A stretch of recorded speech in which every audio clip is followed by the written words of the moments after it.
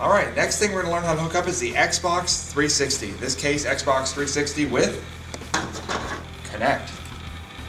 This is the newest Xbox. These are available in two varieties. There's a 4 gigabyte and a 250 gigabyte? 250 gigabytes. 250 gigabyte connector. So that is the size of the hard drive inside. The 4 gigabyte one is obviously much cheaper, but if you're going to do a lot of downloading or have a lot of things put onto it, do some virtual games that don't have a disc with them, then you might want to get the bigger hard drive. Xbox is a lot sleeker than it used to be, so if you see an older one, some of them are pale in color and a little bit thicker and heavier looking. This one sort of has a newer, more modern shape. On the back of it, we've got our connectors just like any other one.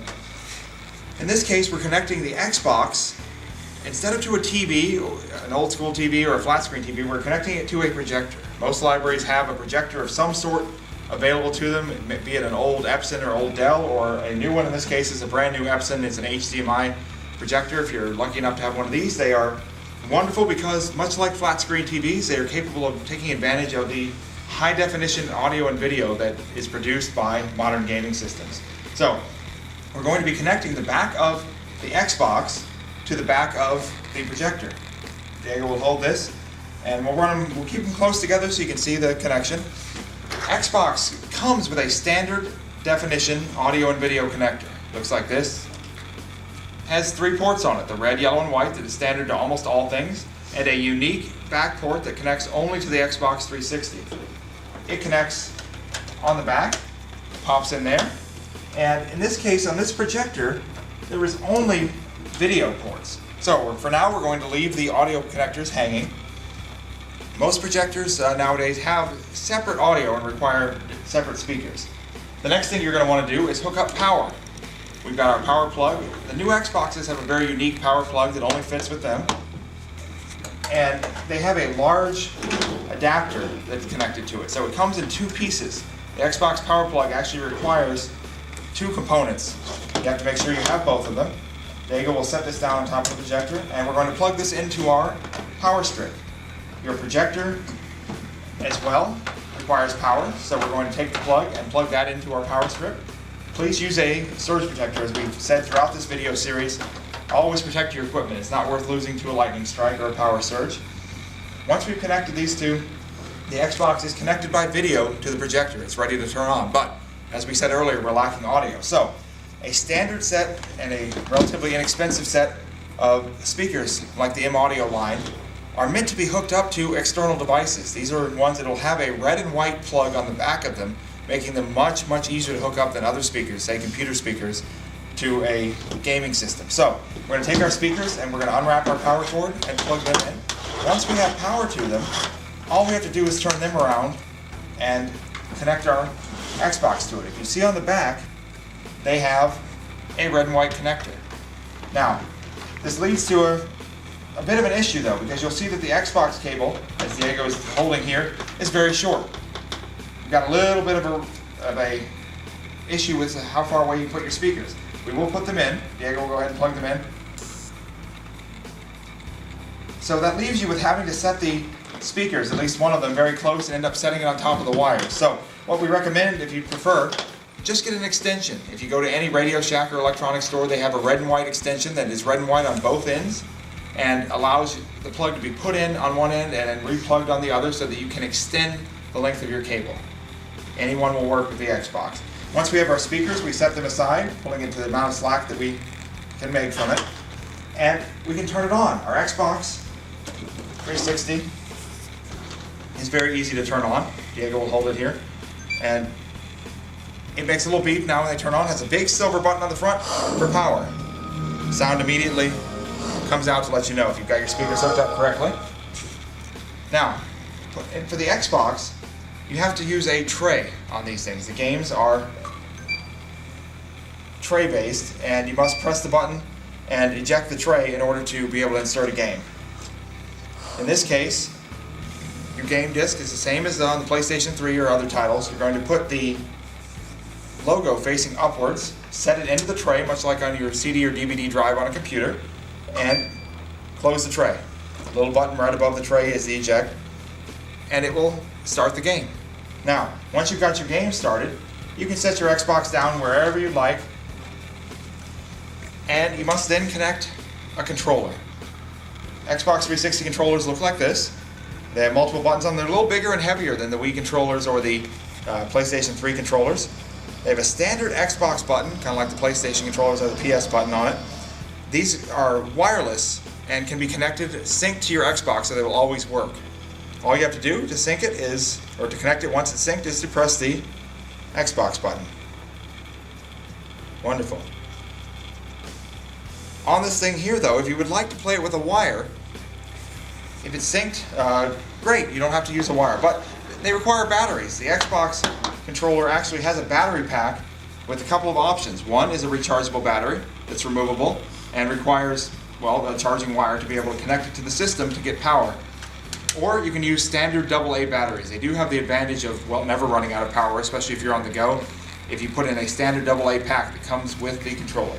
However, if you use a battery pack, much like other systems, they have a way to wire it to the system. Comes with a wire, looks like this. You plug it right into the back of the controller, a little clicking sound, and then you can plug this into the USB ports. It's a standard USB connection. The Xbox actually has hidden USB ports on the front underneath the flap. You move the flap and you can connect your controller.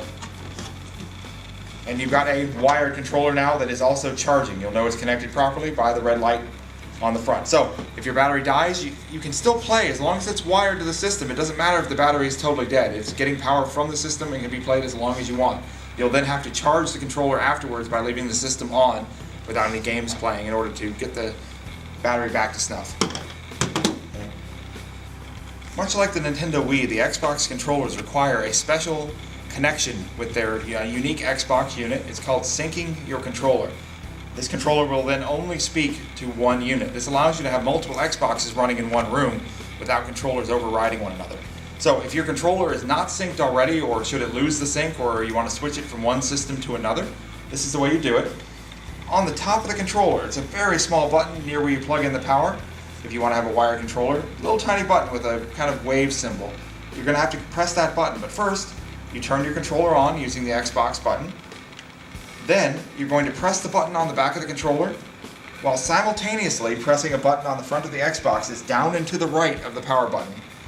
When you do so, you will see the front of the unit start to blink and spin in a circle.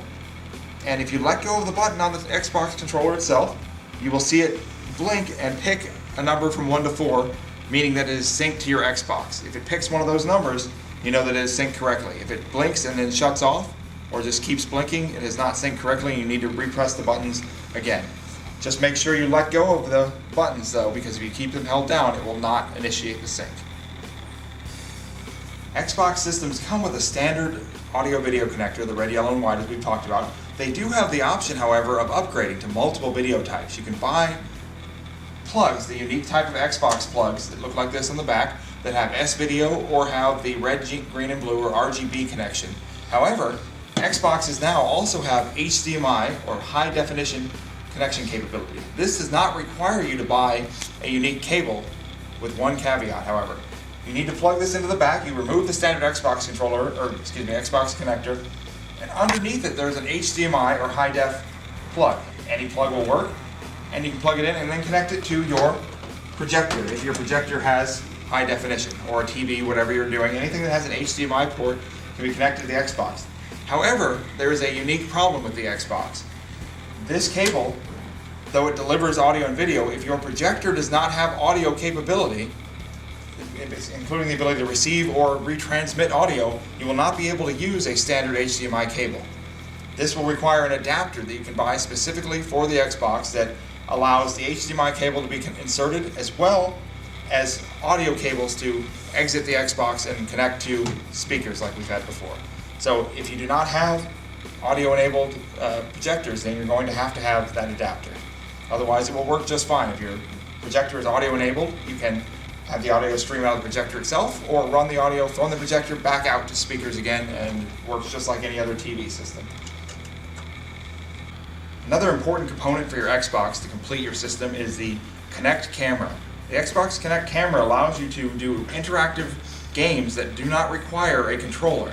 This camera allows the system to see your players from 1 to 4, depending on the game, and allows them to play a game standing back from the system much like a Wii. However, they do not require anything in their hands. As fun as that sounds, it does require knowledge of how to hook it up. It's very easy though. This has a single standard USB connector on the back that comes out from the camera. You're going to want to set your camera ideally on a flat surface and somewhere at the bottom of the TV, or in this case, if you're on a table with a projector, make sure it is facing away from the projector towards your audience, because they're going to have to stand back anyway. It has a very good range on it, so setting it on top of the Xbox, just avoid setting it on top of the vent. There are two versions of the Xbox Connect, the one that comes with the system and the one that is bought as a separate standalone unit. The difference is important because if you get one with the system, it will only work with Xboxes that are built for and built-in Connect. You can tell the difference because it will have an orange USB cable, and that orange USB cable will have a little blocker here on the bottom. It will have sort of a lip underneath the plug. This will go on the back of the Xbox only and will fit only in the orange USB plug. It's very unique. On the back of the Xbox, we pop it in, turn it around. Okay, it fits in the orange plug. There's a little orange bar on the stickers there that tells you where to plug it. Pops in with the lip facing upwards. Okay. Once the Xbox is the Kinect is connected, you'll hear a little beeping noise, and it is ready to go. As we said, you can set it down and place it on top. Just do not place it on top of the vents. Point it out towards your audience. All set. One thing to know though, the Kinect systems, if they're bought as a separate standalone component, will have a standard USB connector, which can be plugged into any port on the Xbox. This is great for upgrading your older Xbox systems without having to pay money to buy an entirely new system. The Kinect by itself runs around $115 to $120, whereas an entire new system will cost you around $300. So it's a way to save money if you have one. However, we recommend if you don't already have a system, go ahead and buy a full Kinect package. In the end, it saves money and it's much more enjoyable with the unique port. You don't have to worry about using up your USB ports.